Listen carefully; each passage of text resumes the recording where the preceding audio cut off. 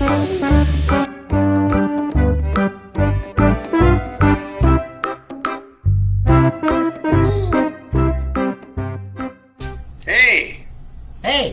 to episode 53 of Talking Small Press Comics with Steve Keeter over here. Wow, that's high quality. I love that billboard you got in front of you there. That is graphics at its best. Yeah, right you there. pulled out the stops.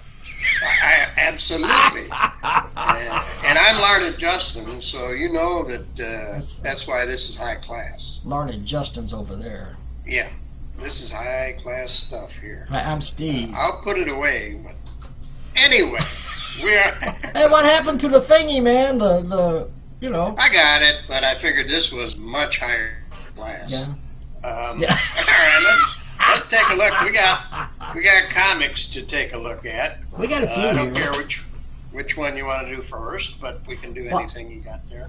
I was sort of thinking we'd do them sort of in alphabetical order, sort of. Okay, I don't know how to do that, but you may. Well,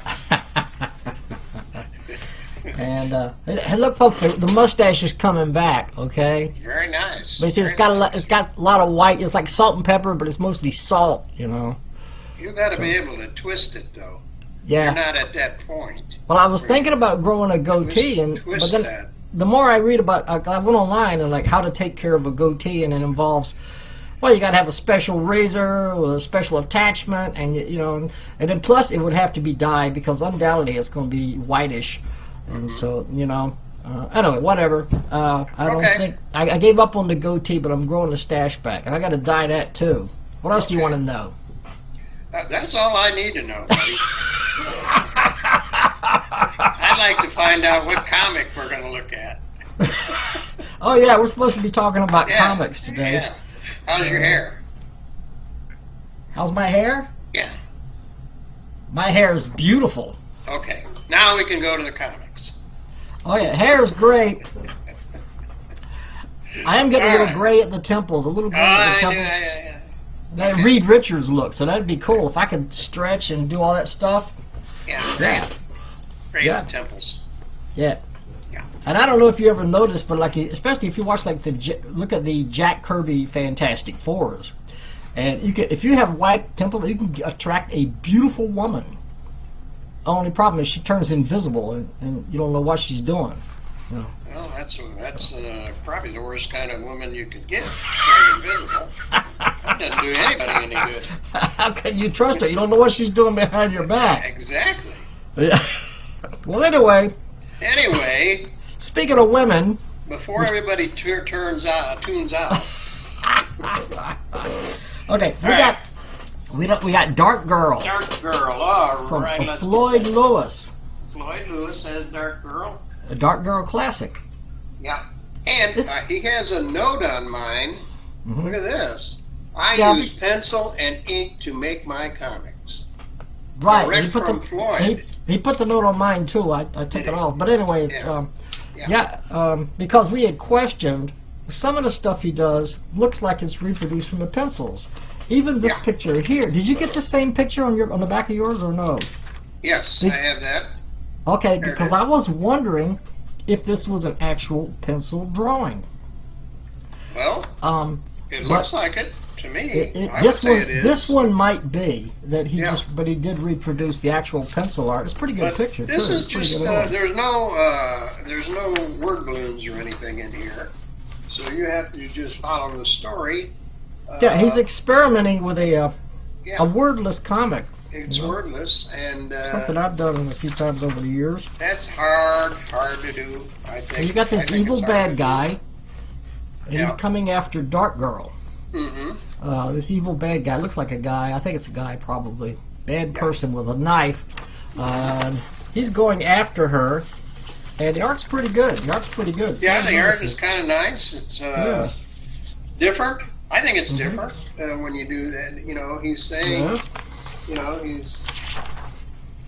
I think he's using washes and pencil, and but he catches Dark Girl off guard, and He ties her hands. The hands are tied right here. Yeah, I see and he tells her to go that way, and you can tell that she doesn't look too happy about it. So at least you can see the expression. Look at that face. That reminds me of my ex-wife, but that's another story. I'm gonna get in so much trouble here. You're gonna get in trouble, yeah. Anyway, can't show everything in here. It's only 25 cents. Yeah, she's being held captive. From Floyd. But don't underestimate a Dark Girl. He throws her throws her in a Now, pit. I don't know if he sent you what he sent me, but he sent other drawings of Dark Girl. There's a pretty cool villain in this story. I like this comic. Look at this. Now, here's Dark Girl in color. Do you have this? I do. Okay. He did. I think he sent me different illustrations beyond that. Yeah, he did me too. Look at this one. That's what she looks like in color, which is cool. Oh, that's nice. That's a nice job on the coloring too. Yeah, that's beautiful. That's nice. That says that looks like the cover of a book. Dark Girl. I know. It looks like that may have been one of his comics. I don't know. It says 25 cents on the cover there, and it also says it here. I can't imagine that's the actual price. 25 cents? Well, it's not a big, and there's no words, and he's experimenting, and maybe he's saying, well, you take a look at it and see what you think. Look at this. That's a nice drawing. That looks great. Very nice. I got Captain America. Oh, I don't think I have that one. Yeah, so he sent us different ones. Oh, yeah, I'll tell you what. He sent me Superman. Oh, I got Space Ghost. I like that Superman though. That looks great. Yeah, isn't that nice? Yeah, I got that. And I don't know if he sent you this or not. Nope, I don't have that. Is that on the back of a letter or something?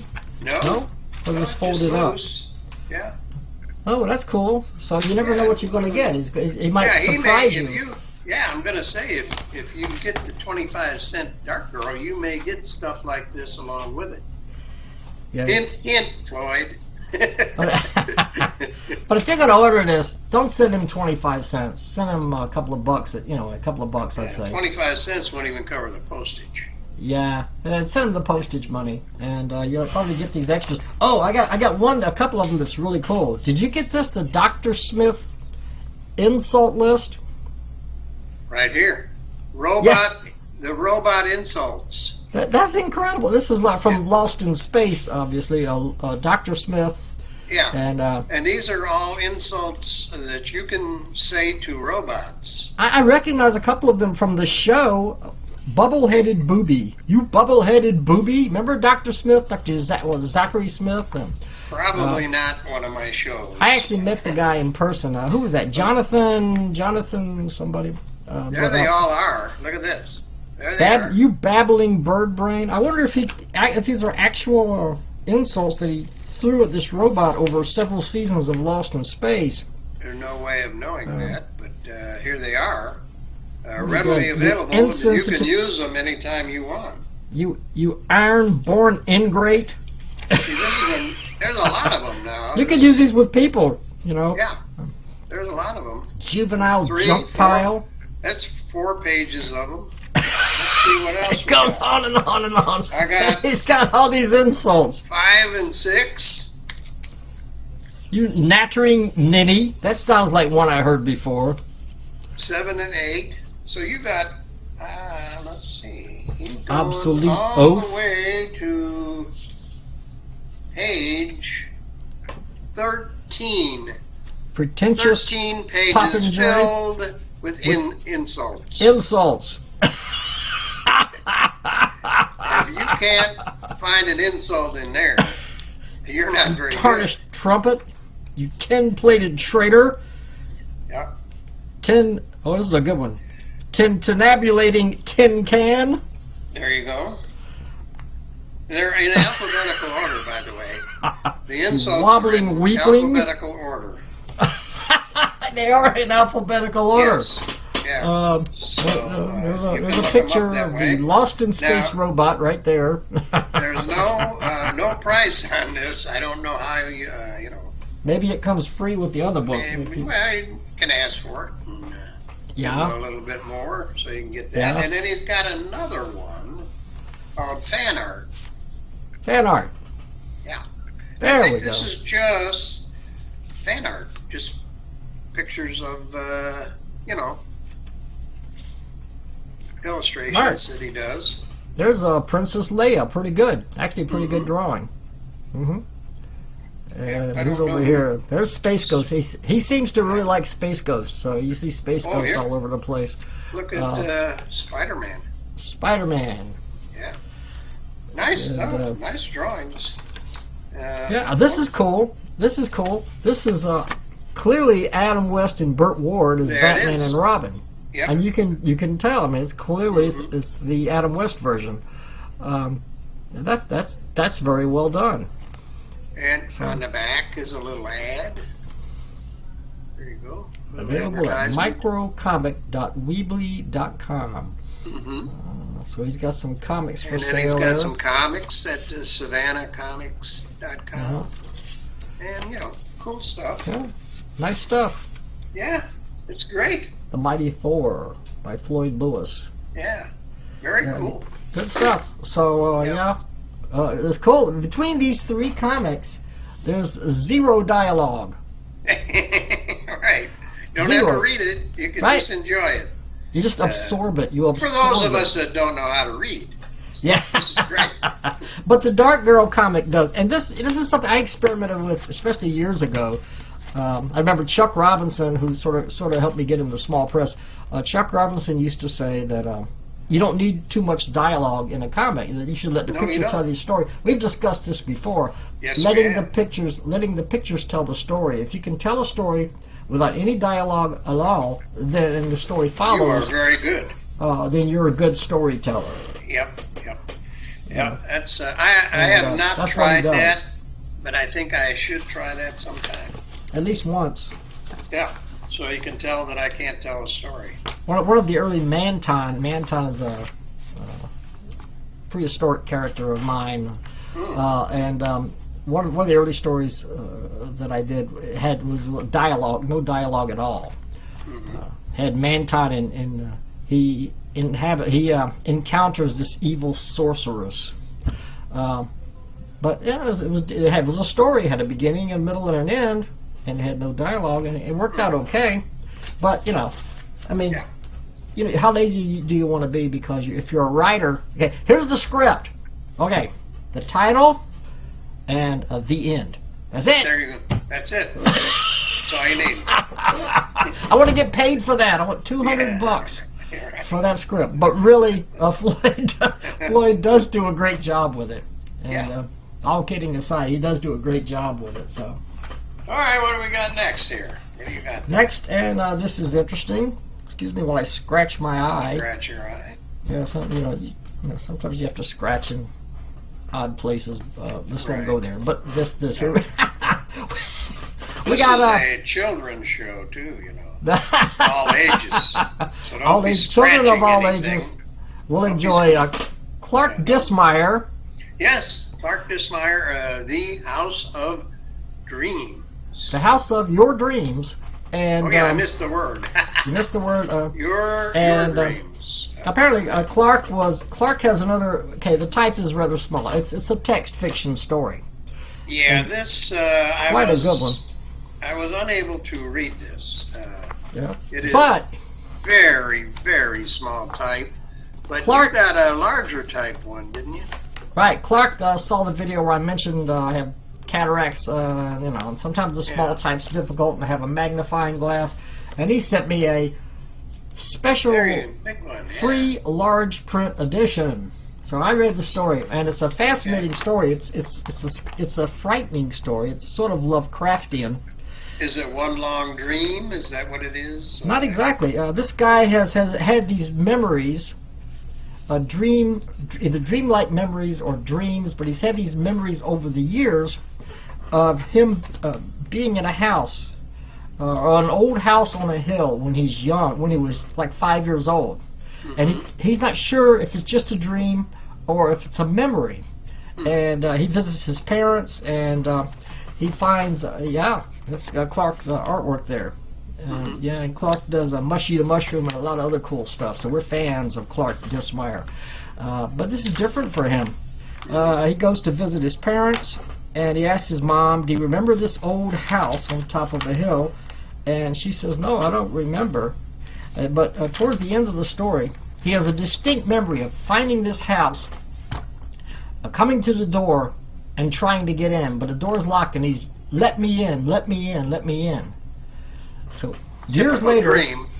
Right, but without revealing the ending, he's going for a visit to his parents, and then he goes for a drive, and he's off in a rural area, and there's not a lot of traffic, but he sees a house on a hill, and it looks like the house from his dreams or from his memories.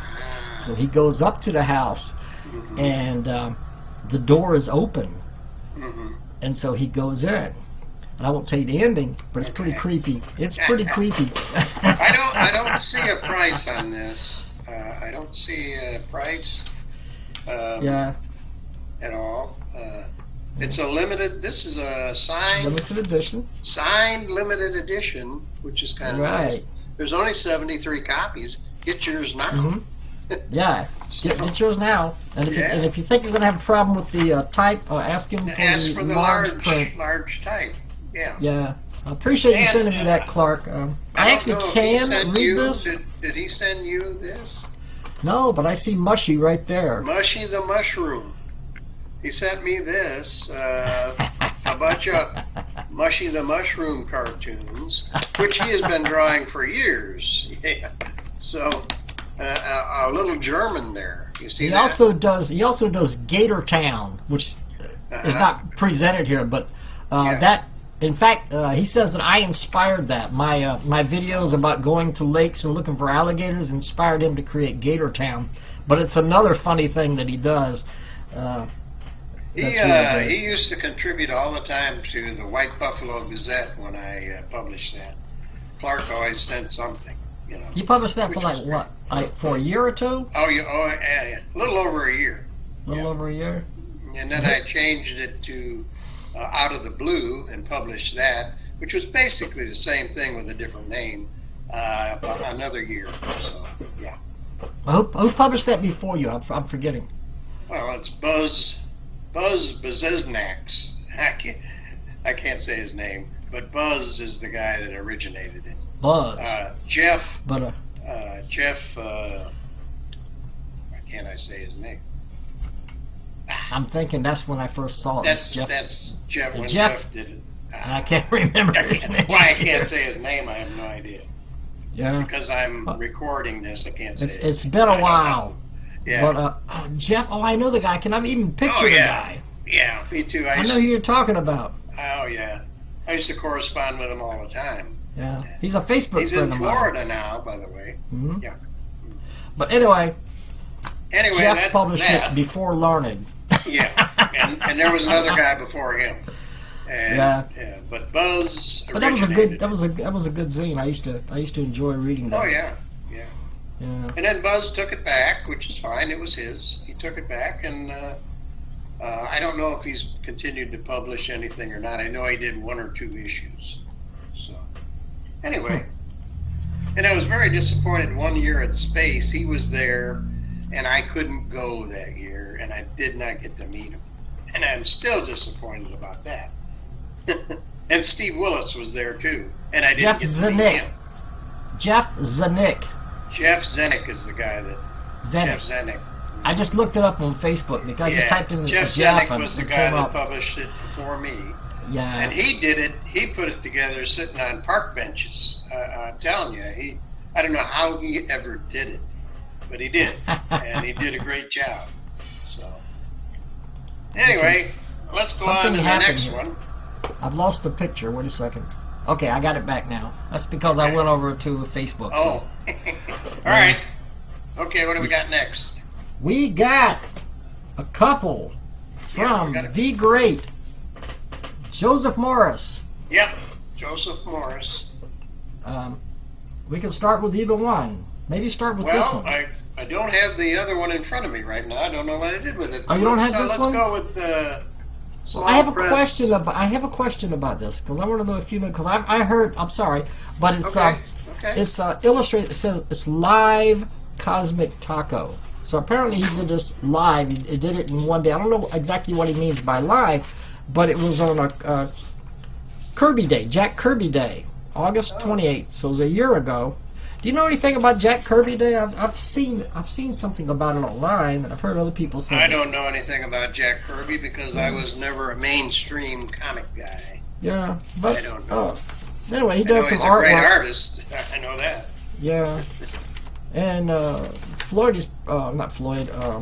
Joe. Who are we talking about? Joseph is pretty darn good too, and there's some Kirby-esque artwork in here. But when he says live, I don't know if he did it before a video audience or what. But anyway, it's pretty cool. You don't have your copy, so I'll just show you. I don't have my copy. I have the copy, but I don't know where it is. Yeah. I don't know what I did with it. And he does some pretty cool stuff. We got crazed, demented pumpkin creatures in outer space. He has a very unique style. Yeah. Very unique. Yeah. Yeah. You can totally recognize Joseph Morris's artwork. You'd know it anywhere. And just one more real quick. This is a two-pager. Two-pager. Yeah. Pumpkin creatures in small cars being chased by a big steamroller or something. Yeah, big steamroller bad guys. Spikes on it. Yeah. Yeah, that wouldn't be fun. You don't want to be running. That's just a bonus that he may send you when you order one of these. Small press comics party. Look at the John Muller cover. How about that? Excellent. Is that neat? Beautiful, as always. Wow. Yeah, I saw the platypus there, and I immediately thought Cerebus, but it's not Cerebus. Yeah, it looks like Cerebus. Yeah. It's not. It's another platypus. Yeah. But there's cool. 3 stories in this issue. Yeah, and the first one is by Terry Flippo. Right there. It's written by Joe and drawn by the great Terry Flippo. Right. Joseph Morris wrote it. Huge fan of Terry Flippo has illustrated it really well. Terry is excellent artist. Yeah, he's one of the best. Really he's one of the best out there. Yeah, he is. Definitely.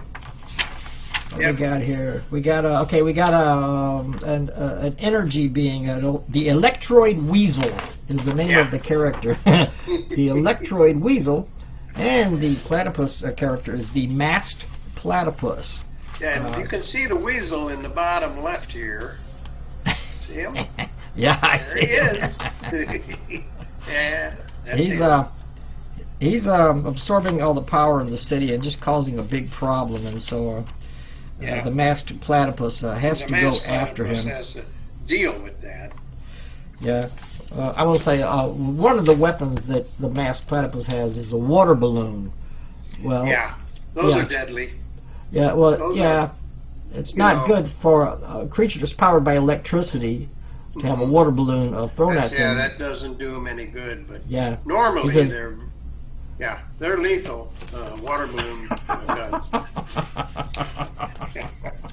Now the second story. Oh, yeah. The second story, written by Joseph Morris, and it's very funny, and it's drawn by this guy, this Larned Justin guy. Oh, yeah. Yeah, and it's hilarious, and the artwork is terrific, and this guy kind of here, what's his name? Uncle Pook. Uncle Pook? Uncle Pook. Looks kind of like Larned, doesn't he? Look, folks. He doesn't look like Larned or what? Could be. But he sent me all drawings of all the characters to use that are in the story. Yeah. And he wrote the story, and he also kind of laid out how to do the story. So I had no trouble doing this at all. I mean, I had everything for me. It's right up your alley. All I had to do was draw it. It's the type of story. One of the you're really good at this comedic stuff, really cartoony stuff. You got a giant ogre here. A giant ogre, who is the main part of the story here. Definitely a dangerous guy. Oh yeah, he's not a nice guy at all.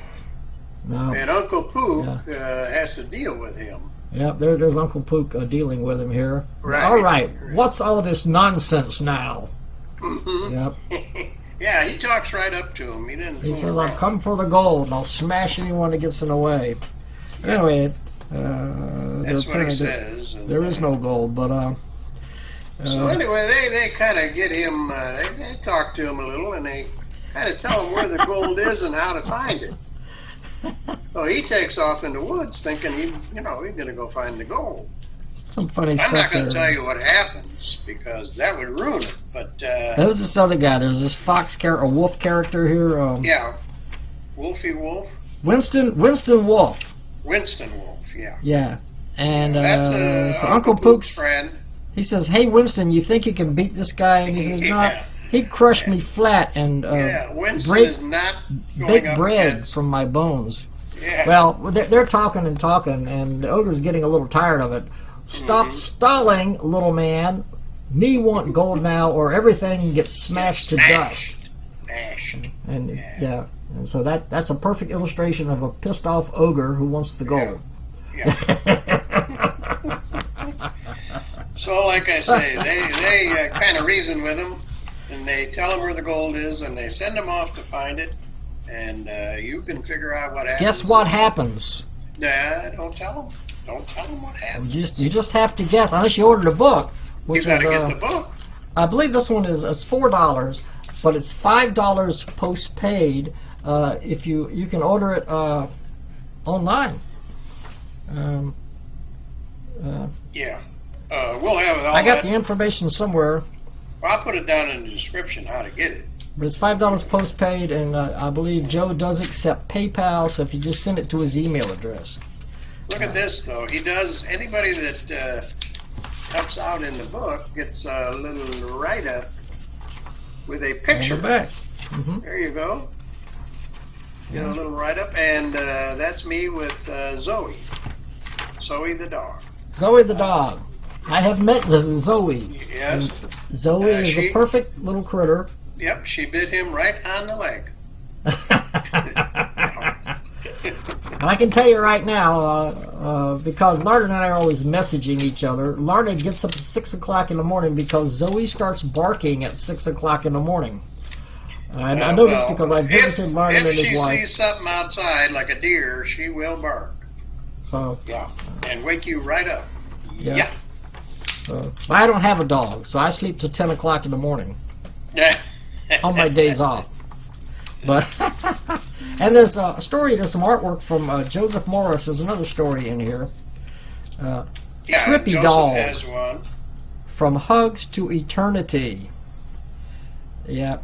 Yeah, he has a story? Yep, at the end, the last story. Oh, it's written by Jason DeGroot. I'm sorry. The story was written by Jason DeGroot and illustrated by Joseph Morris. Mm-hmm. Yep. Trippy the Dog.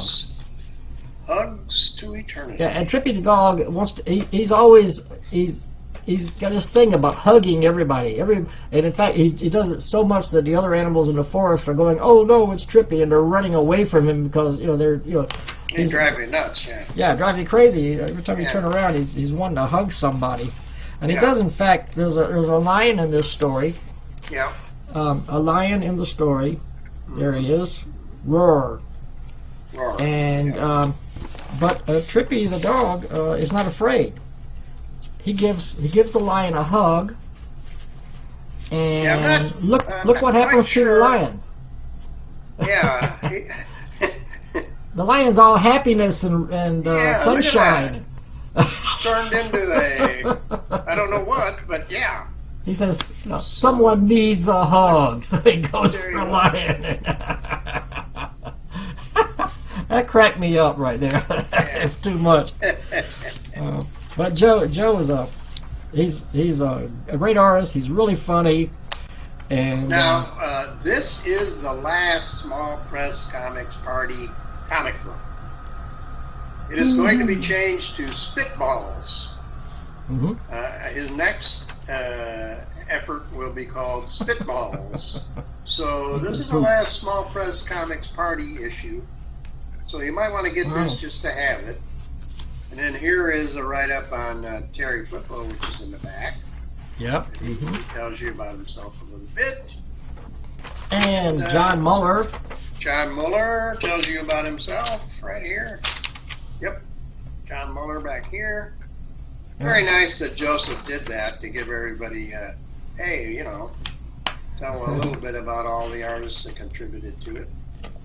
Put credit where it's due. But this is a great little comic. Yeah. Definitely worth the price. It's $4. $5 postpaid. If you contribute to Joseph's comics, he pays you in complimentary issues. You know how many he sent me? 10. Yeah. 10. So I got 10 of these, which I'm going to give to that's very darn close nice friends. of them. Yeah. But anyway, I got 10 of these. Yeah, put at least 1 or 2 in that comic shop that's near you. That antique shop. That guy. Right. Oh yeah, for sure. Red something. Red Brick. Red Brick Collectibles. Yes. Yeah. And they're doing great. They haven't sold one small press comic since June. So that's maybe a record. I don't know, but they have not sold. But if you put this one in there, it's bound to sell. They might sell this one. They might. And Joseph has some in there already, but we'll add this to it. Well, at least he's got a nice collection of small press comics right there. Yes, he does. If he wants Very to nice. dig if anybody into would it. ever look at him. I can't control that. It's a noble effort, and the guy sounds like he's very well intended. He's enthusiastic about it, but his general business is Pokemon cards, which some of those Pokemon cards sell for $800-900. Oh my and that's God. his business. I know. Who'd have ever thought? Collectible toys. He does have some comics, but not very many, and they're kind of hard to get to. But our small press display is right by the door. You cannot miss it. If I go up there and apparently visit somebody again, has missed it because they don't buy it. Right. I'd like to investigate that store if I'm ever up that way again. If I'm up there visiting. Yeah, we'd go in there. Sure, it's only open a couple days a week, but check it out. Go in there. Yeah. So. All right. I think we got one last one. Well, we have Tales of the Broken Bee. Tales of the Broken Bee by Larry Johnson. One of my favorite artists, writers, publishers for 50 years. I mean, I've known him for a long time. Look at that cover. That's a painted cover there. This one is in full color. Yeah. Full color of a lot of Larry's comics are, and this is just one more that is. Yeah. Very nice. Just a wonderful, wonderful comic. Tastes like chicken. Tastes like chicken. The story. Right.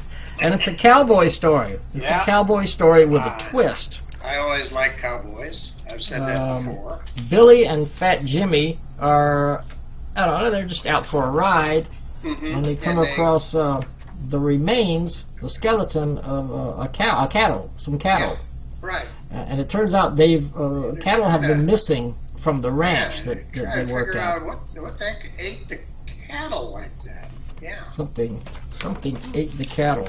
Yeah, what would do that? Now then all of a sudden, a couple of guys from Europe show up at the ranch. I think from Germany. Yeah, they're from Germany, and they're interested in exploring the area for old fossils and things like that. That's what they wanted to do. Yeah, the guy says, "Ja, das ist true. Fossilized bones. They're bones that has turned to stone. The grand animals, immense beasts that roamed their earth ages ago." So that's this professor dude, this doctor, that's the archaeologist dude. And he has an assistant with him. Yeah. I don't see the assistant right there, but he does. And they got off in search because apparently their tracks have been found that look like old dinosaur tracks. Yeah. And plus, with the cattle disappearing, something's going on out there. Exactly. Yeah. So they're investigating. So here's the tracks right here that they see. Look at that. So they're really intrigued now. And the professor's going, those don't look that old. Basically, is what he's saying. And before long, they're not disappointed. We have this poor gentleman here. One of their friends, yes, happens to get a little too close to this animal. Yeah, and we know is a dinosaur. Well, if you've seen any of the Jurassic Park movies, you know that's curtains. Yeah, that's not good when you get your head that close to the mouth of a dinosaur. Yeah, this reminds me of the movie The Valley of Gwangi. Did you ever see that? No. It was a Ray Harryhausen. You know, Ray Harryhausen did 20 Million Miles to Earth and The Seventh Voyage of Sinbad and a lot of other great stuff. And he did a Western with stop motion animated dinosaur. He did a Western. It was really kind of great. These cowboys discover a rare, an uncharted area somewhere out in the desert somewhere where dinosaurs live. Well, that's kind of the story here, yeah. Yeah, it's kind of similar to that. Yeah. That came out in like in the 70s, and it's a pretty cool movie. If you ever want to check it out, look it up online or whatever. It's really cool. But this. Look at the action panels. You got he's good at action panels. He's got some. I like the action. It's very good, very well done. A lot of stuff going on, and this dinosaur definitely likes cattle. Yeah.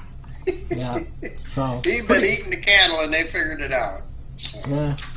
Great artwork by Larry. They tried to pen him up. See that? They thought they could pen him up. No, not a chance. I'm not gonna tell you what happens because. I love Larry's artwork is so good. It's so good yeah. here, It's excellent. Perfect for the story. And then he also he features every Saturday. Every Saturday. It's a very old. I don't know where that's from, but it says Boston, Massachusetts. Yeah, it was in the 18. Hey, this particular. He's been putting it in his books for years. 1893. 1893. And it's supposedly true stories. Yeah, read that. That's interesting. A story about two guys. They're out in a tent, and then they hear all this noise, and they run outside, and there's these two bears out there, and they have a harrowing adventure trying to stay away from these bears. That's not a Larry illustration. That's actually from that. That's the actual artwork. I don't know if Larry may have added the colors. He might have added the color because they didn't probably have color back then, didn't they? 1893. I don't know. Yeah, I guess they did. I don't know. I don't know if this was. Well, of course they could paint it, but I don't know. Anyway, very cool. And then he has also Mails of the Broken Bee, where he got a nice long letter column. Gets letters and all that. There's from Tom Felrath, Kurt Erickson, Rob Imes. Yeah. And Kurt Erickson sent one. Mm-hmm. Tom Felrath, yeah. Tim Kelly. That's the back cover. Yeah. And that's one of Larry's paintings. Yeah. Look at that. And Larry is quite an excellent painter, too. Yeah, he's very good. So that's one of his paintings. Yeah. So, and this is, like we said, $6. And it's, let me see if I have a page count. $6 post-paid. Mm-hmm. The story is 27 pages plus what's in the back of the book. So you're, about 32 pages. 35 pages. Something like that. For $6. Full color. You can't lose. Larry Johnson. And for the price and the quality of this publication, there's no way you can go wrong. And especially if you like dinosaurs and you like westerns, you got it all right here. Always keep in mind, this is small press, which means, one of the things it means, small press runs. It's like having limited edition art when you have one of these comics, or whoever publishes these comics. If you get one, you've got limited edition art. And it's something you ought to hang on to. That's my opinion. Absolutely. Yeah. Very. I did want to mention one more. Okay. Yikes! Oh, yikes! This comic has art and stories by Larned Justin. You remember we were talking about Larned Justin earlier? And we got a nice full-color cover, zany, featuring all the characters in the group. Yeah, he didn't know I was going to talk about this. He has to go search for it. So. Well, we got Captain Awesome here. Okay, Larned's back. We have Captain Awesome here, which is Larned's Man of Steel. Yeah, right there Captain in the Awesome middle. Right there. All the characters that are in the stories are on the front of the book. Cavemen, aliens from Jupiter, Vikings, and all kinds of stuff here. But now what these are, just so you know, these are all 6-panel gags. Each one is standalone 6 panels. And I had originally posted these on Facebook where nobody saw them. And so I figured I'd put them in a book. So there are 15 6-panel jokes in here. Good move. I can't believe they haven't been published before now, because these are all really good. There's some really funny stuff in here. Well, they were on Facebook one at a time. I kept putting them on Facebook. Yeah. Okay. But there's a number of characters, and they repeat some of the characters I do again with a different story. Humphrey Boneyard, private detective. Yes, that one we put a little gray into there and give it a little. Yeah, got some nice tones there. Yeah, so that's what I did there. And I mean, it reads like your 1950s. Well, it was 9 o'clock on a Thursday night. I had just gotten from a walk and a pee and a poop. Remember, this is the characters are it's a dog. Okay, so and in walks this gorgeous dame, eyes like a cocker spaniel. I had seen her breed before. And she said her name is Honey Spitz. Yeah. There she is, right there. Yeah. Honey Spitz and her husband was missing. Yeah. So she comes to this detective, and Ed was what was his name? Ed Bloodhound. He was an ex-cop. Something didn't smell right to me. In the end, I told her, I can't take the case. I'm not a retriever. And she walked out of my life. That's what happened. It was a sad story, but sad. That's what happened. That's what happened to Humphrey Boneyard. And characters I like to draw are these guys. This is called a bunch of years BC, and these are a couple of cavemen. One of them is Groin, and the other is Thug. So Groin and Thug. Groin and Thug. Yeah. And I have a couple of stories by these guys, with these guys. So, and I'm selling this for $1,000. No, $3. I got confused. $3, postpaid, and you can have one by just contacting me, and I'll send you one. That's it. Captain Awesome has a companion named Jimmy, who's very inquisitive. He's always asking Captain Awesome questions. He says, Captain Awesome, why does Dr. Crud, Dr. Crud's a bad guy from an alternate reality, why does he want to destroy the universe? I don't know, Jimmy. Hey, Captain Awesome, why are all superhero sidekicks named Jimmy? I don't know, Jimmy. Quit pestering. He keeps asking him questions. Meanwhile, Dr. Crud, here's Dr. Crud, with his machinery, is getting ready to cross the dimensions, and he's coming after Captain Awesome. He thinks, well, he's talking about destroying the superhero universe, but if he destroys the superhero universe, who will I have left to fight? And he says, then I am left with, maybe I will just destroy Captain Awesome, but then I am left with Jimmy. Maybe I will just destroy Jimmy. So he comes to Captain Awesome and tells him, he's going to get rid of Jimmy right here. And Captain Awesome pulls him over to the side and says, maybe I could help with that? He's whispering in his ear. Because this is Captain Awesome, the full title, Captain Awesome and his annoying sidekick, Jimmy. Jimmy. That's the full title. And also, you have to notice that this is a continuation of the first story. But over here I have a note. Editor's note. I spelled dimension wrong every time I wrote it in issue 3. I have decided to kill myself when I have time. Yep.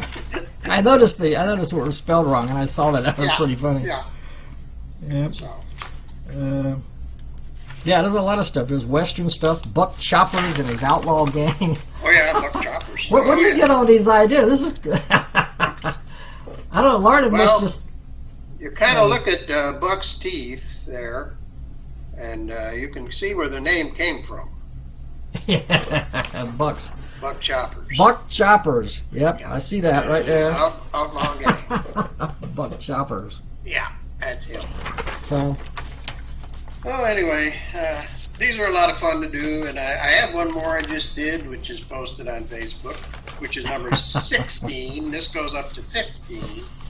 And I'll be doing more, and then I'll put together a volume 2. This is volume 1. That would be cool. I mean, this is only $3, I guess. $3. $3. Do you accept full color PayPal? Cover. Do you accept PayPal, Larned? Yeah, PayPal, okay. Checks, cash, gold bars, anything like that. I so what would it be? Silver. What would it be postpaid on? Postpaid.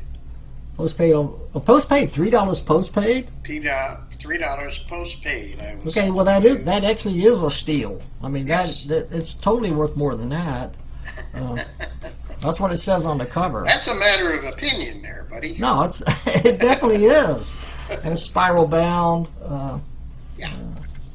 Some of the stuff that I bought one of those so I could make some news. comics using that and don't have to do a lot of monkeying around. So you know, so that makes it easy.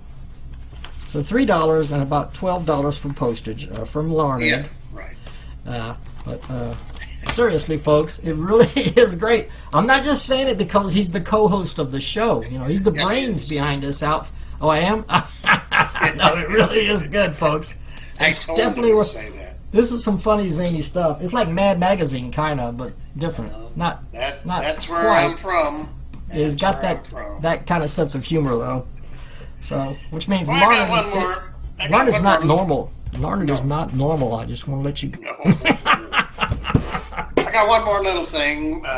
We do a lot of correspondence, both of us, with Steve Willis.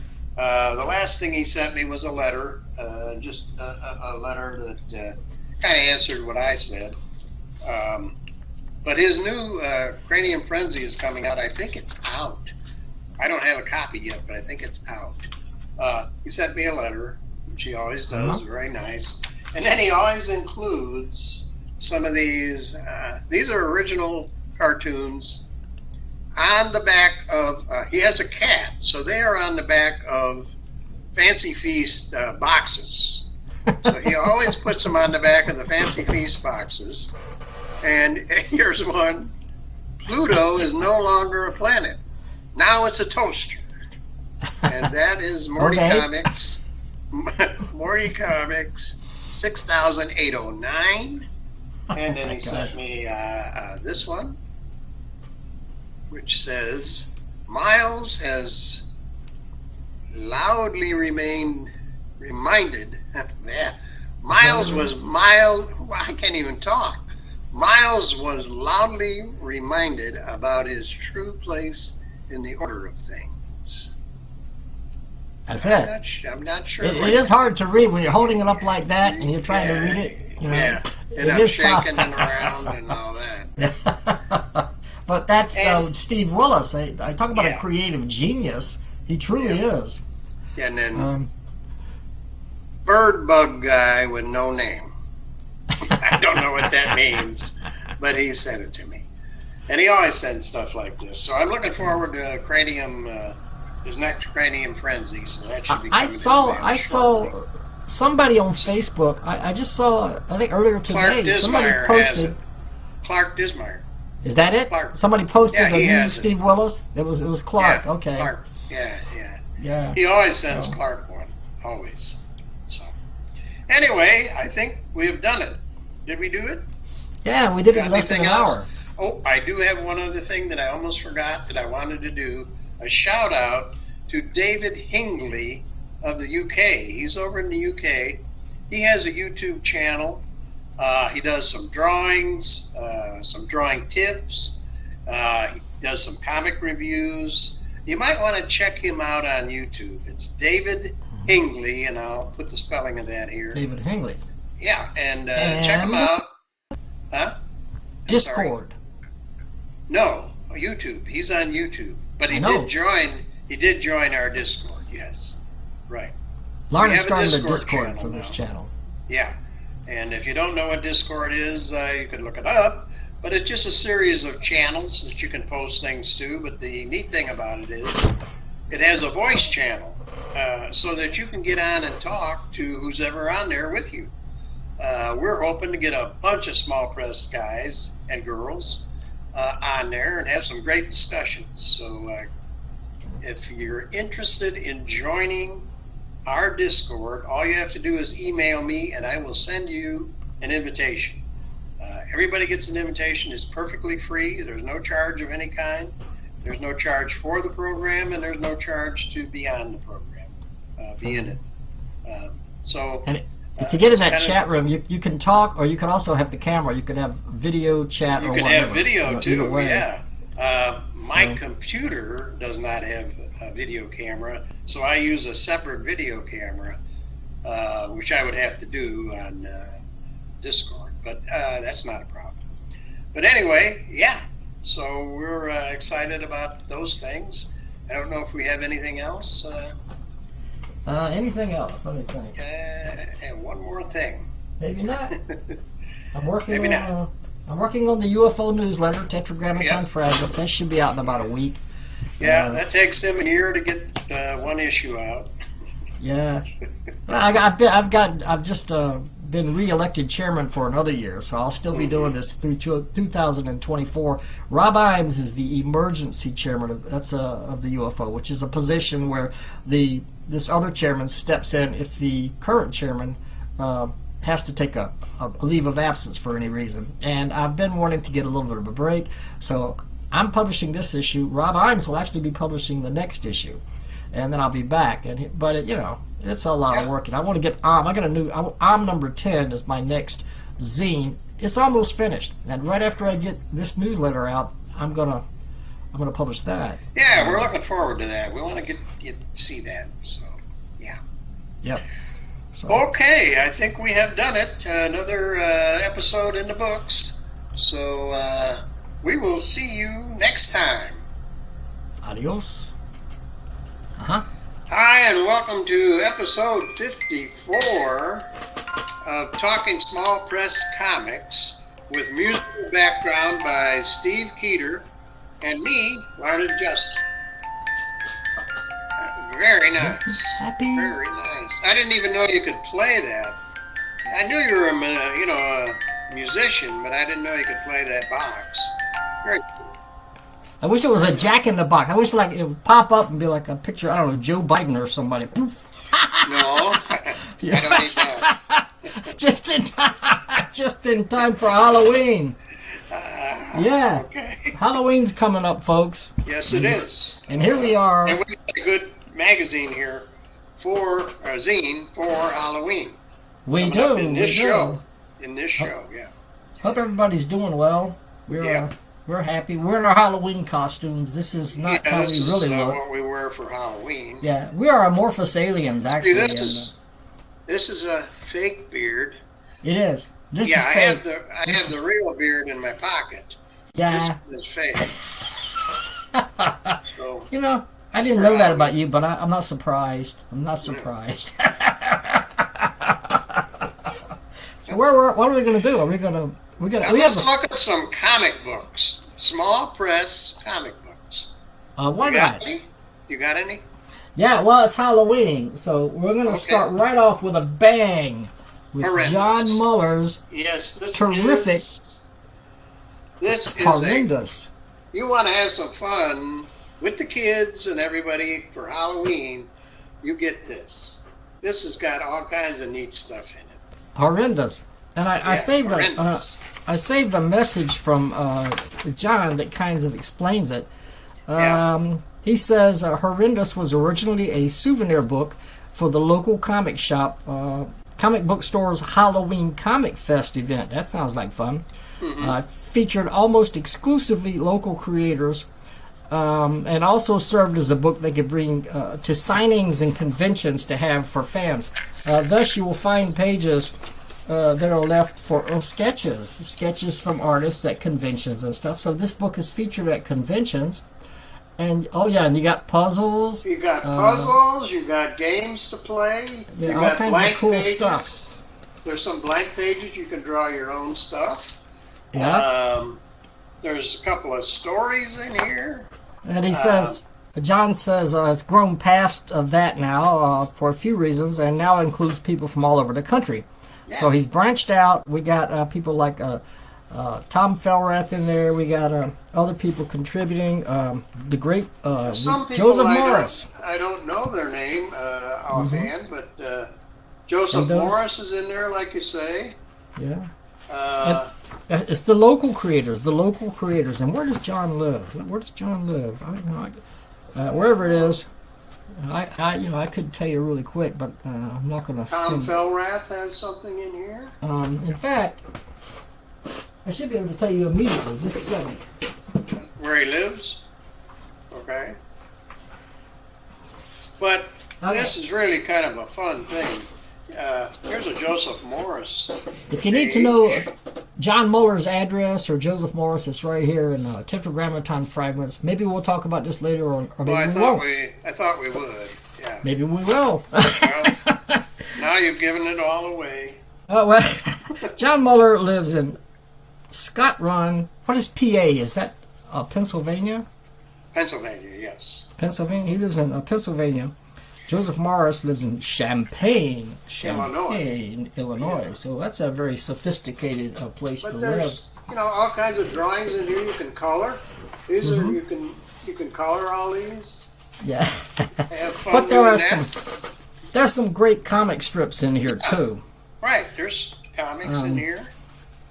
And after look to the front, we got the Golem, or the Golem, as you may call him. By Joseph Morris.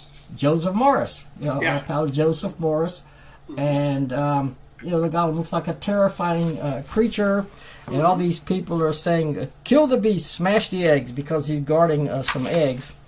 And so they there, and all with fire and all kinds of force. And the Golem says, back off, you dopes. He's not having any of it. So this fierce-looking creature, and let me see. This book is like 80 pages. I'm turning the pages here. Yeah. And so it turns out he's guarding the eggs for someone else, Lady Naga, and so after he runs off the humans, who are much more frightening than he is, he's like, it's been a long day. Yeah. I'm grabbing a nap. There you go. And that's the Golem. End. That's the end. And there's other stories in here. I like this one. Monster Wrestling. Who did that? Because you have to go to the front, because some people don't sign their work. They don't say who it is. Yeah. It's another local artist. Monster Wrestling. Brett Weiss. Well, this is cool. Because, it's basically the title gives it all away. There's monsters. That's the Frankenstein monster. Wrestling each other. Yeah. Brian Wayne Powell, if you're watching this, you would appreciate this. So you got the Wolfman versus the monster versus Vlad. That would be Dracula, looking somewhat like the Submariner here, because we've never seen Bela Lugosi never stripped down to his Speedos and Yeah, I never knew he was quite that muscular. Yeah. And there's the creature from the Black Lagoon. They call him El Hombre Branquial. I don't know what branquial means. I know some Spanish, but I guess it means he's like lives in the water or something. It's great. They got a play-by-play. Mm-hmm. Yeah, it's wild. The monster is calling to be tagged, and while Vlad is down, the Wolfman goes to the tightrope. The Wolfman is going for a frog splash. Yeah.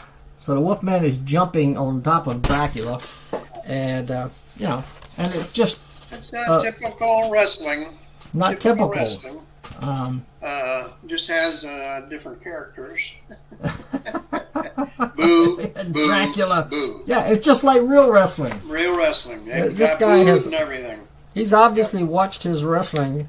As much as the Dracula looks like the Submariner, the Frankenstein monster looks pretty much like the Incredible Hulk.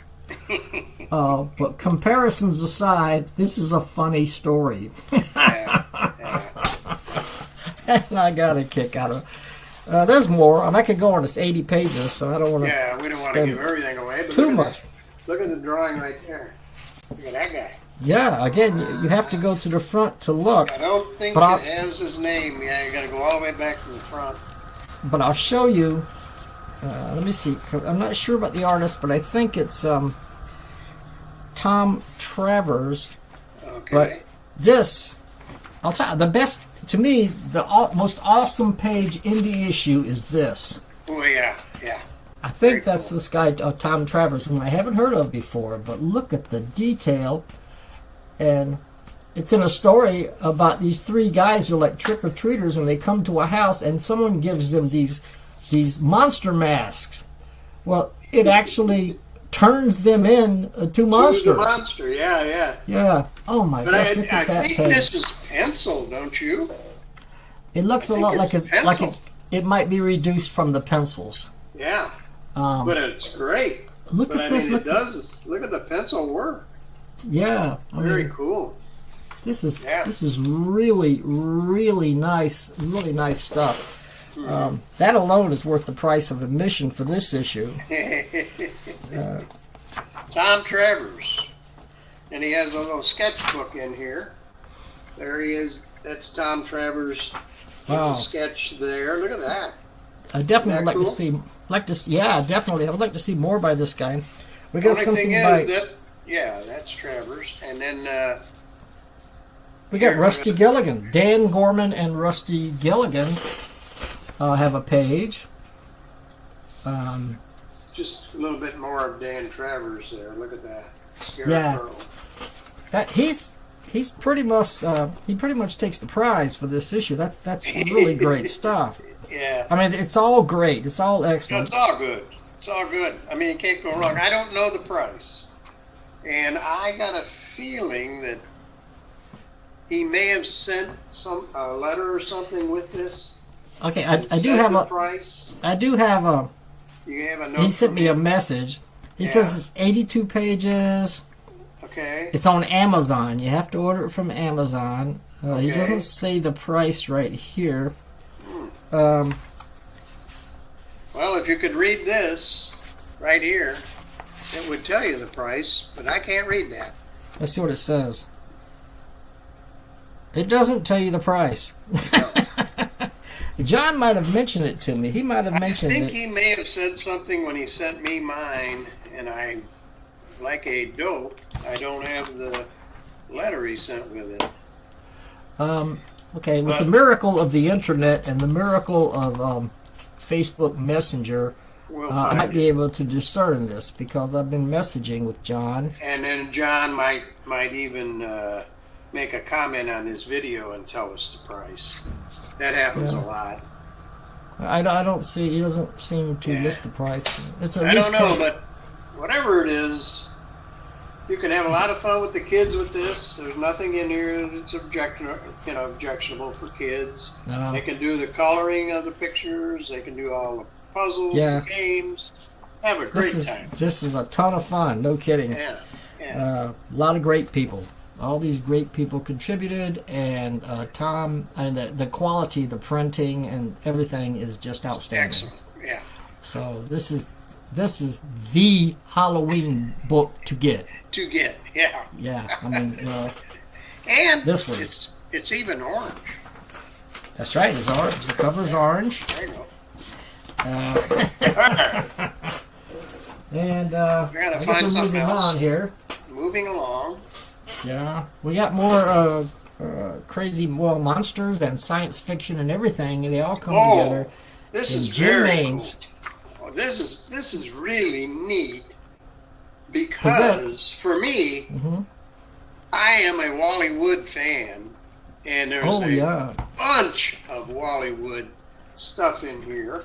Right. And I gotta show you this by Scott McClung, who draws. I know exactly what you're talking about. I mean, look at this. Is that Wally Wood or not? It is not. It is Scott McClung doing Wally Wood. It's hard for me to believe. You can't believe that he just copied a drawing by Wally Wood. I mean, maybe it looks. I mean, I wonder how he did it.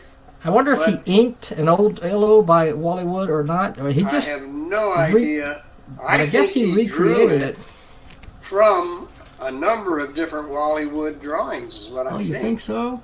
Well, that's what I think, but I don't know. This looks like Wally Wood, and you can see. Here's the other exciting thing for me. I'll show you. If I can find it here. Yes. I have never known what Wally Wood looked like. Oh, I have. There he is. But I never did. I never seen a picture. Yeah, right. Now, one thing. That one, get over it. A little bit. If you ever read, well, if you ever saw anything of Wally Wood's early work on Daredevil or the Tower comics, specifically the Tower comics, and a lot of times Wally Wood would draw. He had this thing about putting a face, not a face, but a shadow on one side of a person's face. And a lot of the Zillows had the shadow on one side. Now, Chuck Robinson and I attended a convention up in Virginia in like 1973 or so, and Wally Wood was there, and he gave a speech, and we were waiting for the shadow, but and he did, in fact. With the lighting, there was a shadow on one side of his face, but it was on the opposite side of the face from in the comics. So it might have been on the left side in the comics, but it was right in real life. The shadow was on the right side. I'll be darned. So we made a quip about that, but it was cool. These are all classic Wally Wood. I've talked about that before. I know I've talked about that, but seeing Wally Wood in person, that was a high point. Oh yeah, for me as a comics fan. There is a typical Wally Wood right there. Yep. The Spaceman. Look at that. Some amazing he's stuff. Just a great artist. Yeah. Well, it goes on about his work for Galaxy. You know, that science fiction and fantasy magazine, Galaxy. Yeah. I guess it's not around anymore. I've lost track. I used to buy these magazines like that, but there's a whole article here, Wally Wood's Galaxy, and that's where all these. There's a number of Wally Wood drawings throughout the book, throughout that article. And this article is by Larry Johnson. Larry Johnson talks about Wally Wood's work in the 1950s and 1960s on science fiction on Galaxy magazine. He talks about the EC comics, Haunt of Fear, Weird Science, and Weird Fantasy. Wally Wood was a big fan of science and encouraged Bill Gaines to add science fiction titles to the horror comics that he was publishing with EC at the time. So Wally Wood, he influenced so many people. And wow. The only place I really knew of Wally Wood was in Mad Magazine. That's where I discovered him. And but he did so many things. His style was distinctive, it was clean, it was unique, and it was wow. I mean, what can you say? He was a dazzling artist. Influenced a lot of people. Dan Burke. Hi, Dan, if you're watching. I just got you confused with someone else. Who is that? I can't think right now. A guy used to do the Submariner. But he influenced other people, and you can see it sometimes in their work. Sometimes, yeah. Here's a John Muller back page. Look at that. Okay, I see Adam Strange and some other cosmic characters. Yeah. And what is this in the car here? What is this? Who's this in the car? Now, I've missed out on a lot of comics. Kind of reminds me of Fred McMurray driving a flying car in an old Disney movie, but I don't know. I don't know who that is. I don't know. We have to ask John who he put in there. Yeah. I'm not sure who that is. And is the front cover, who's that? Is that John Lambert? No, it's Donald Tenney. Donald Tenney and Troy Boyle. You might have seen Donald Tenney's work online. I have, yeah. But here he is inked. He does many different styles, Tenney. You never know what style he's going to do. And I think he does all his artwork on like a cell phone or a tablet. He does all his artwork that way. Really? And here he is and he doesn't do artwork on paper. He does it all with a phone. Really? Yeah, and it turned out pretty good here, right? Yeah. So Alan lots Freeman, of other. He does this on Procreate. The inside cover, Alan Freeman. It's called "Off to Work." Mm-hmm. So there you go. She's giving her husband a kiss. He does that on Procreate. Those kind of drawings. Oh yeah. Yeah. Mm-hmm. Really cool. Anything by Alan Freeman is definitely worth looking at. We got John Lambert contributing a science fiction strip here. Yep. He has a distinctive style. He's got a style all of his own, but it's quite good. You know, this particular story, written and illustrated by John Lambert. He says, for the great Jim Maine, of course. Of course, is the guy that produced the book. It's been publishing Pazette for 50 years. Yeah, and it's another great More issue. Than 50. All science fiction from movies and things like that. Yeah. Some of this art from now he has I don't know how. John Lambert. I'm not sure. This is an old strip that he reproduced. I saw that. Somebody.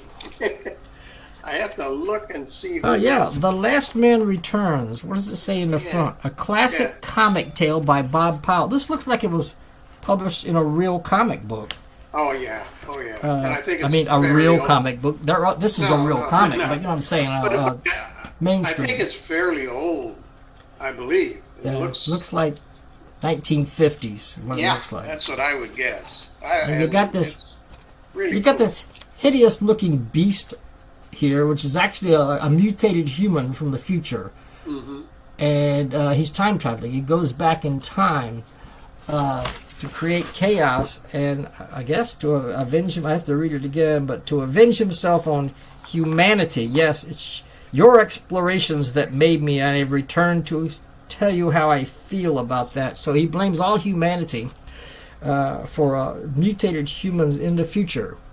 And the thing is, they're prepared to deal with this. At this time in human history, they're able to do time travel and manipulate things. So they send him. They think, you're here, and you think this is bad, and they send him back to prehistoric times, and he's like, Yeah.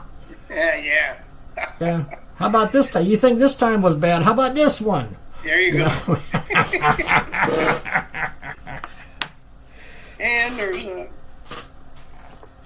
Mother, a strip by Rick Lineker, his brother Alan. Alan, yeah. I'm and just looking at that. Inked by Jack Bertram. Rick is still around. Alan, I don't know what Alan is doing, but he hasn't really. We haven't seen Alan in a while, but Rick is doing stuff, and this is a fun strip too. And it's space travel, and it's got space travel, and this is what an alien looks like, according to the Linemaker brothers. Yeah, I think I live next door to that guy. Yeah. And I won't give away the ending on this one. I will say that I guess these are Earthlings, and they travel to this other planet, and it seems like they're being welcomed by a big crowd of aliens welcoming them to the planet. And the guy says, "Wow, I feel like a rock star." But then, yeah. And I won't reveal the ending. Don't You have to reveal buy the book. the ending, yeah. Present number 51 from Jim Maine. And do you recognize another Wallywood type style? Right in the back. At the end there. Yeah. Mm-hmm.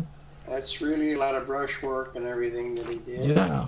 And it looks, you can tell it's his, but it looks different than a lot of his other ones. Yeah. Very cool. So that's present number 51. Great. And this is $6.99 $6.99 from Grim Jim Maine. 36 pages. And there's, you know, like I said, there's stories in there to read. There's comics in there to read.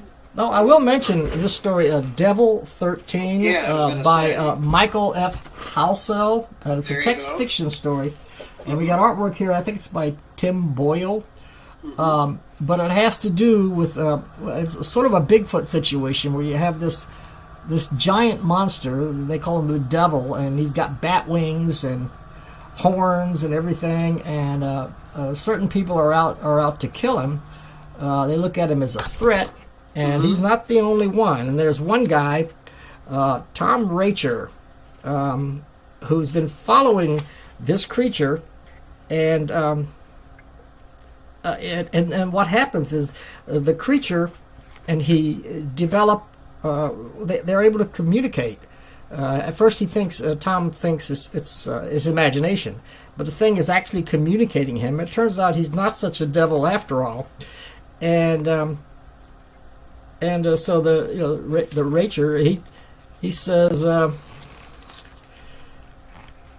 well, he just communicates with him, and they have that bond, and it's a really strange story because you have all these other people who are searching for him out in the forest, and one guy who finds out, like as I say, he's not so evil, even though he's called a devil. It's the Jersey Devil. Oh, yeah, I've heard of the Jersey Devil before. Oh, yeah. The creatures, it says, the bright light of the day, the wide brown baddish wings, the goatish face, which at any angle could have passed for a horse's, short but sinewy arms, long fingers with sharp black nails, a forked serpentine tail, pointy horns, and hooved legs, all bracketed by curly grayish-brown fur. The writing is really good. The descriptive aspect of the writing is really well done. And Tim Boyle, when he drew it exactly from that description, and it looks great. Yeah, got it down. Got it. So that's the story. That's a good one. I mean, there's a bunch of good stuff in there. So as a comics fan, enjoy that. I have to admit, as a comics fan, I like to read comics, and when I come across a text story, the first thing I go is, uh-oh, this is a commitment. I got to read this. I can't just look at the pictures. I've got to actually read this. And then I flip through and I go, well, how many pages is it? Okay. And then I steel myself. Okay. Yeah. This is like 6 pages. That's fine. I enjoyed reading it. If it's like 20 pages or something, it'd be more of an effort. I'm sorry. I'm just admitting I'm a human. These are my human frailties. You want things easy. You don't want... Living in the internet age, So, but it is a great story. And it really one of the highlights of the issue. It's really an excellent story and well worth reading. So, well, the whole book is my hat's off to Tom Halsell and everyone involved there. Okay. So next are we doing 2 at the same time here? We got 2 energy girls here. We got 2 energy girls. Now one is a bit older. And that's this one here. Let me just show you. Yeah, these don't follow consecutively. This is an older one. And usually when we get an older one like that, we're not sure if we reviewed it before or not. I don't we think haven't we reviewed did. this. The only thing is, I've got some other energies, girls. I should have dug them out for this. So this one kind of ends on a cliffhanger, and I'm not sure. I might have the second part of it. This is part 1. But this is issue number 41, and the other one is issue number 44. Yeah. And here's something that I wanted to bring up. If you look at the artwork in this one,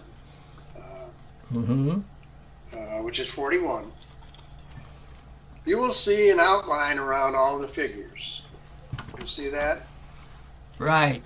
And we talked to Ken about that, and we said, well, what do you think? We're not real crazy about the outline around every figure. Well, he said he kind of agreed, and in issue number 44 here, the outlines are gone. And which is interesting. We think, at least I do, I think it looks better without the outlines. Issue number 44 does look great. There may be a couple older drawings in here. In fact, this one on the left may be older because it does still have the outline. Yeah. But, the outlines... The new ones, there ain't nothing wrong. But it does, to me, look better without it. Don't you think? At least I do. And you can put in the comments what you think. But you'd have to buy the book to see it. They both look great. This new one rocks. I think didn't mean to be critical. I mean, it's all a matter of a personal style. So we pointed out things in the past, but it's really up to the creator. Whatever makes you happy. Whatever they want to do, but he did remove it. I like it. I think he likes it, and it looks good. It does look good. It does look good. Yeah. That new one, that story in the new one is quite dramatic. Yeah. In issue number 44. How can this be happening? We have a battle between Energy Girl and her protege, Fantastic. Yeah. Now, Energy Girl trained Fantastic, and they're not supposed to be fighting. However... So this is pretty startling. You see that Fantastic is sweating here because she didn't expect to be attacked by her mentor. Yeah. And her mentor and Energy Girl means business. I mean, look at her. She's bulked up she's like She-Hulk. I mean, maybe more muscular, but she's been working out and preparing for this moment of confrontation where the story's great. She mentions Fantastic and some words that they had years ago, and all of a sudden she's throwing it up and saying, we need to fight, and I'm gonna, we got to score to settle. I just wanted to mention he did draw himself. That's Ken Bailey right there, and now look at this. There's the Ken Bailey of the photograph. That's Ken the man right there, the real Ken. Nice caricature of himself. Really nice. Great work. Yeah. Nice going, Ken. And this new issue is easy reading because most of the issue is made up from with one-page illustrations. Yeah, it's all splash pages. Following seamlessly from one page to the next, and there are panel breakdowns, but a lot of splash pages which look really good. And that's not all. We got another female, super muscular female. What's her name? Armageddon? Armageddon, who enters the picture. Mm-hmm. And she has been a villain in the past. And here she is trying to help defend Fantastic against Energy Girl, who's gone completely insane. So the heroine of the book is the villain here. And the villain of the book is one of the heroes. That's a little different. That's a little different. Until you get to the ending, which is a surprise, and I won't give it away. No. It's a surprise ending. In the earlier Energy Girl, this one's a rather more complex. This one has to deal with time travel. I guess time travel is the thing today. Time travel is what's happening. Mm-hmm. And it's Energy Girl, but it also has Nico and Marie from Joe Corrales' comics in here.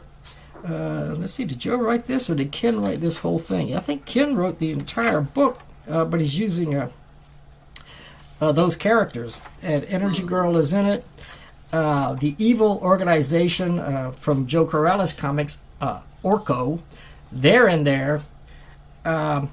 And first Nico, who can changed into a cat or whatever. One of the two mailroom superheroines. She is transported back to the past. And eventually, well, there's a lot of stuff about aliens, and it goes back over the origin of Nico and Marie, and explaining time travel, that time travel is not a straight line. You think time travel is in a straight line. Not exactly. It's like this. It's up and down, up and down, up and down. That's why you can jump from one place to another, because it's not straight. You can jump from here to here. Well, it's all explained right here. And, of course, it makes sense. So... But anyway, you got another thing, if you want to see what Joe Corrales looks like. Of course, we've interviewed him. You may have seen that. And there's Ken. And David Martini, who helps out. Technical consultant. He's a U.S. Army veteran. He's wearing a uniform here. So I guess he knows what he's talking about. So, great. But this is a action-packed story. There's military, there's time travel, there's superheroines all coming together, and a couple of generals, one from actually the year 2009, which is the 2009. This deals with Marie and Nico as they were in 2009, and takes them back to 1947. 1947, right here, yeah. For this epic battle, and it turns out the evil organization Orca was around in 1947, or at least they time traveled back to 1947 and began causing problems there. So, usually, time travel comics kind of confuse me a little, but... Energy Girl, they want to use Energy Girl to fight the enemies, the good guys do. She says, Colonel, I am at maximum power as long as I keep exercising regularly. And at maximum size, I can get even bigger for short periods of time. It's called a power surge.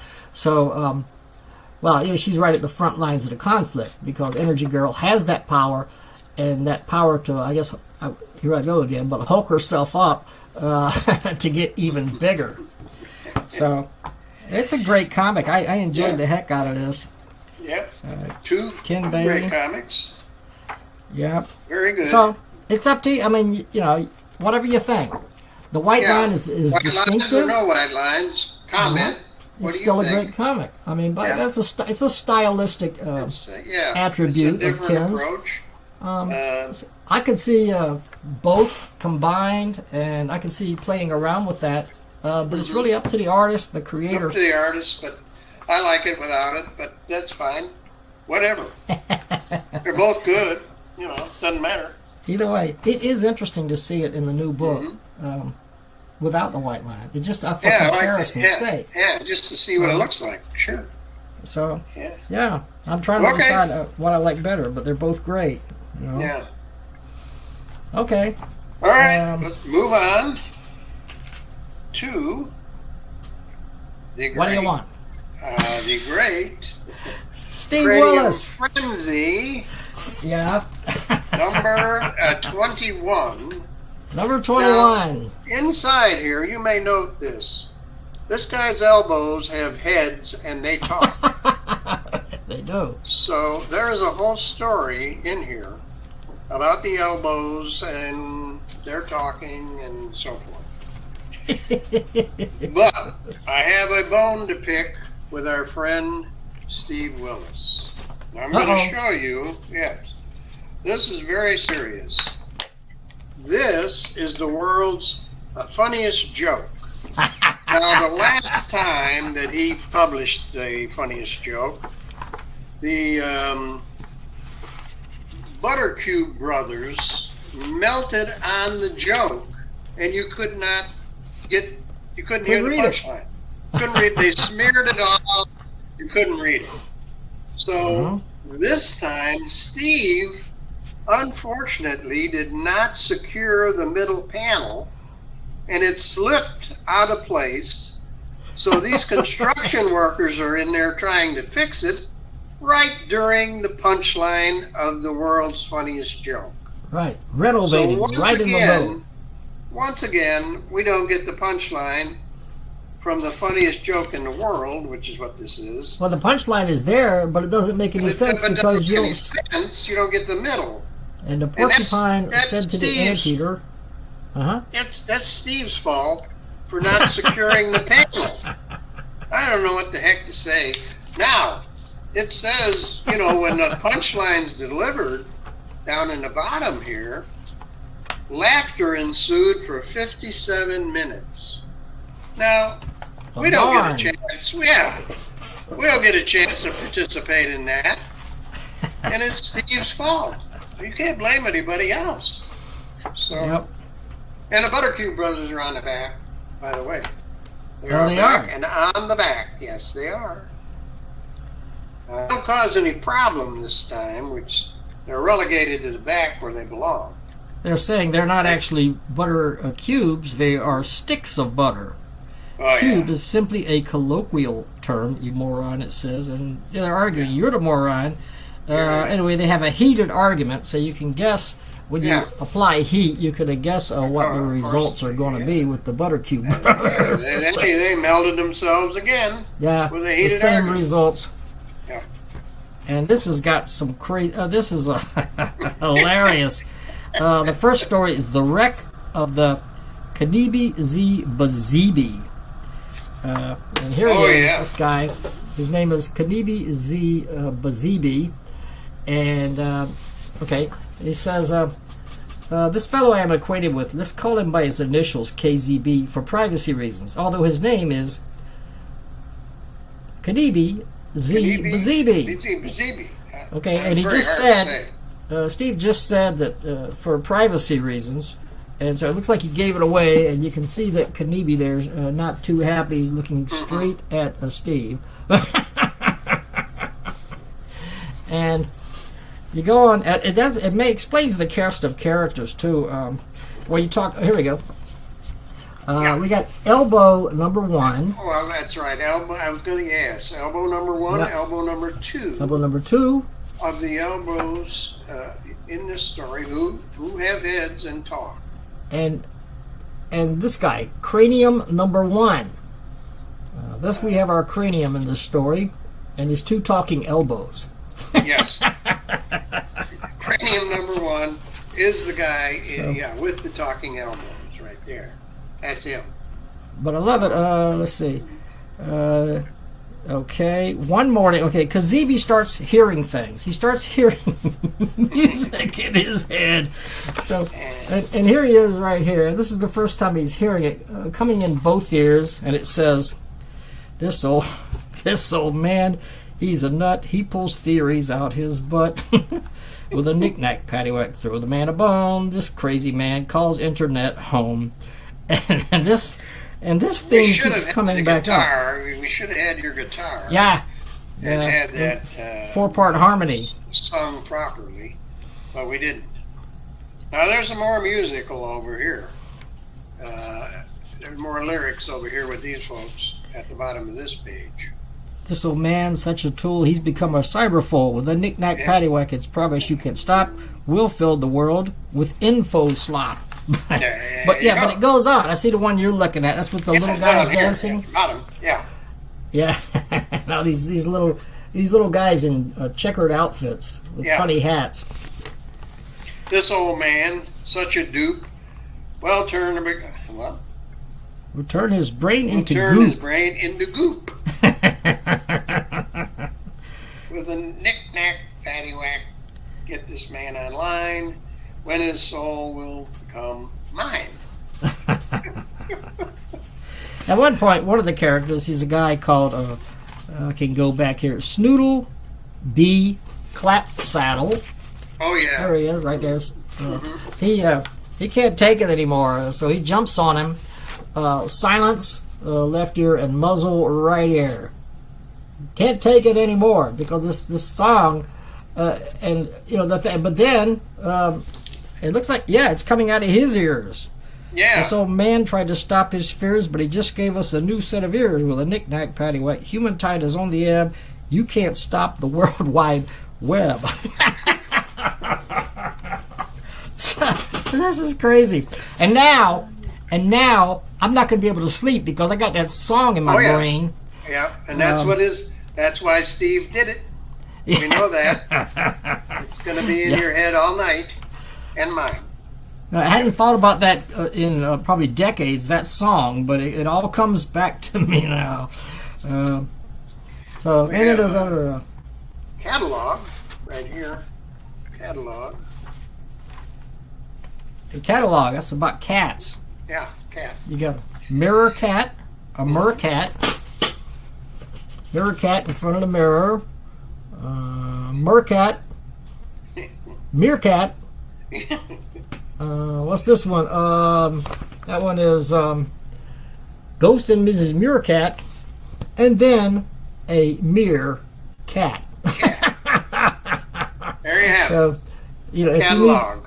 Yep, that explains it all. So now you've got all that. But you know, one of the great things, and there's another story, the Throp the Process. Process, yes. With this guy with Larry Fine hair here, and strange things going on as always in Steve's story.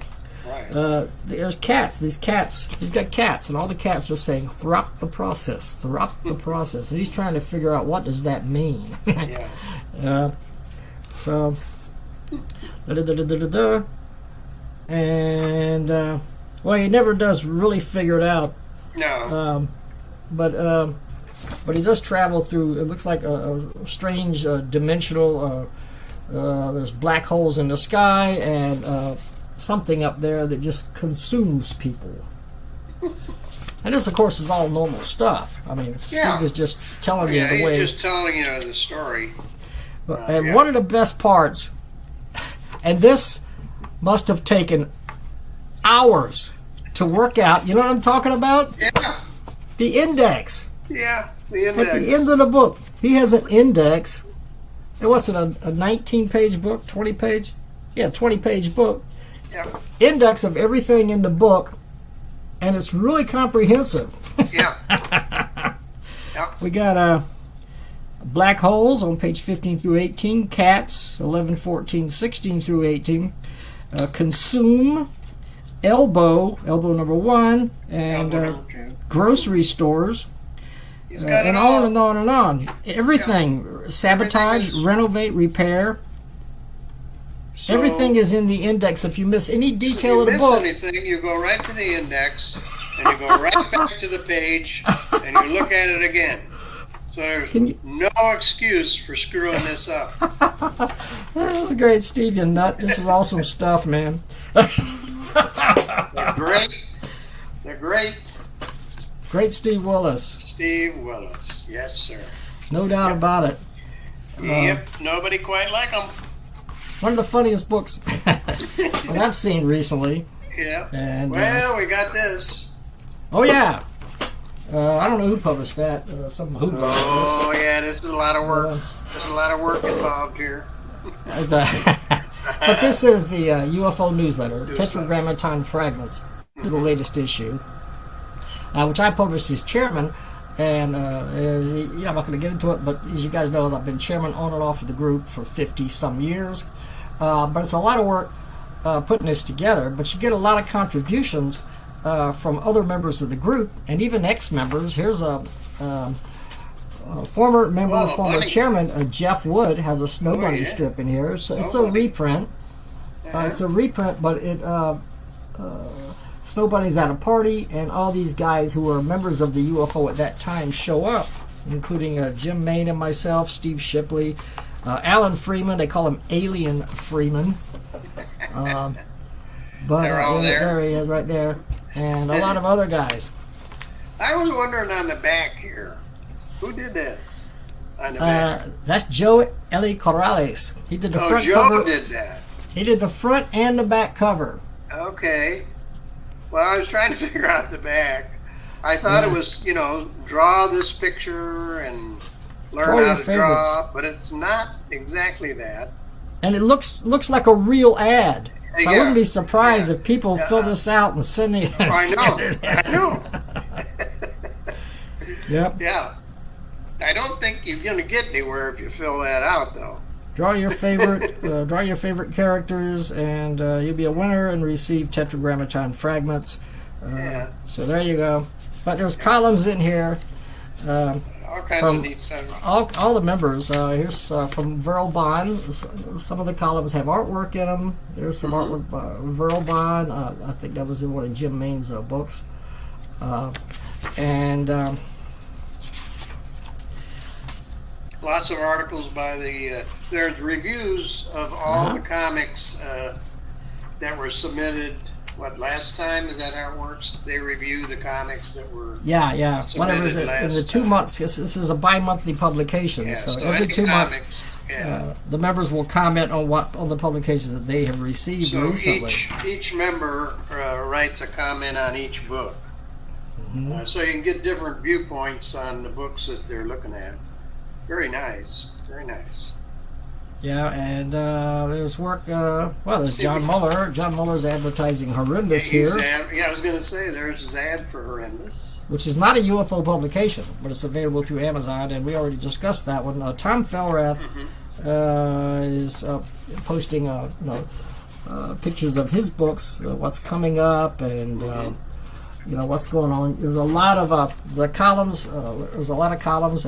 Joe Eli Corrales also has a lengthy column in this issue where he reviews comics and talks about comics and the comics community in general. So gets into a lot of detail. If a non-member wants this, how much is it? $3.50 per issue for a non-member. Okay, just send it to me. It's how many pages you got here, Steve? This is 60 pages. 60 pages for $3.50. Sometimes it's more, sometimes it's a little less. Now, next issue, because I need to take a break, and I got this number 10 that I'm working on, we have an emergency chairman, someone who takes over if the chairman needs a break, and that is Rob Imes. Rob will be publishing the next issue in 2 months. But you can order from him or you can order from me. Either way, you're going to get it. So, but it's all the news and everything that's going on in the United Fanzine organization with lots of artwork and articles and really neat stuff. There's a long column from Larry Johnson, and and all these guys are great talents whom I'm proud to be associated with. You want to know something very interesting? We started videoing this at 1 o'clock. It is now 2 o'clock. That is perfect timing. Well, I'll be darned. Perfect. We are really good. I'm telling you. I guess that's it. That's going to be it for today then. We got them all. I want to show this. Rob Cooley has some new zines out there, UFO zines, but I just thought this particular piece of artwork was really cool. Yeah. Rob Cooley. What a superb talent, and what a distinctive style. Anyway. There we go. There's a Steve Willis. He usually sends original drawings with his comics. So if you get a comic from Steve, he will probably include an original drawing. Always, usually, on the back of Fancy Feast cat food. Because he has a cat. Yeah, and he has a cat. And this one is just on green paper, but it is about a cat. So, just thought I'd throw that in because he always sends those along. This is like a flower guy. This guy's he looks like a flower, and this guy says, if all you want is for people to feel sorry for you, we'll go petal it elsewhere. There you go. Flower petals, get it? Yeah, got it. Don't explain it. I got it. Oh boy, okay. Well, before we leave, I'm just going to mention this. We're not going to review this time. I actually ordered this on my own. I just want to mention my good pal, Tony Lorenz, and this book that's out there somewhere. Oh, John Tar, yes. The complete John Tar that presents all the stories. Tony Lorenz illustrated the first John Tar story decades ago, and look at that cover. It's got foil stamping. Foil, yeah. Now you do need to give a shout out to Power Comics because they were the ones that Right, the Power guys are responsible for putting this together. Yeah, Power Comics. And so they have gone through that thing page by page. If you want to watch their video, you can see it page by page, and they talk about it. Yeah, and it's got all the John Tar strips, every John Tar strip that's ever been published by Tony, and then there were other artists. And Tony has some new stuff and unpublished stuff. And, if you order directly from Tony, you get a free sketch. Oh, there you go. Yeah. So you can get it through Tony, or you can get it, I think, through Amazon. I think is the other outlet. I'm not sure. But this is beautiful. I mean, if you want to contact, go to Power Comics on YouTube. All the information should be there. Yep. Beautiful full-color back cover. Yeah. And, oh, my gosh. Work by Bill Muller. Tom Tarpey, and I don't know how far back the original issue goes, but it's a ways back. I know that. Is it in the 80s or something like that? Or do you know? I think it's in the 80s, the summer of 1984, I think. There you go. Yeah. Started in the 80s. 17-year-old Tampa native Tony Lorenz. 17 years old. Drew the first and he could story. draw like that in the 80s. Yeah, he was already pretty good. And over the years, he's just gotten better and better and better. Yeah. You know. Wow. So definitely worth checking out. John Tar, the complete John Tar. It's like $30, I think. It's like $29.99. It's a big book. And totally worth it. Yeah. Okay. All right. I think that's we're done. it. I think we're going to say goodbye because I think we're done. So. Oh, we got the next episode. Tell them about the next episode. Next episode is going to be an interview. That will be episode 55. We're going to be interviewing the guys that produce Yeet. Yeet Comics. Yeet presents. Yeet presents. Yeet Comics.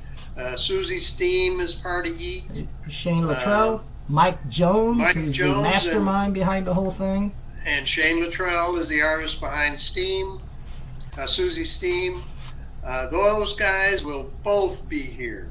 So we are really looking forward to doing that. I'm not exactly sure when it'll go up, but we're going to be doing the interview fairly soon. And we're excited about it. We hope you check that one out. That's going to be a lot of fun. Keep your eyes open because that is the next video after this. This one will get up first, and then that one will be after. So you don't want to miss that. If you've seen Yeet or you haven't seen Yeet, you want to make sure you see this so you can hear about it. And you'll learn what it's all about. We will have background music like we always do. So you don't want to miss that next episode. I'm going to say goodbye to you as you play us out. We'll see you next time. See ya. Goodbye.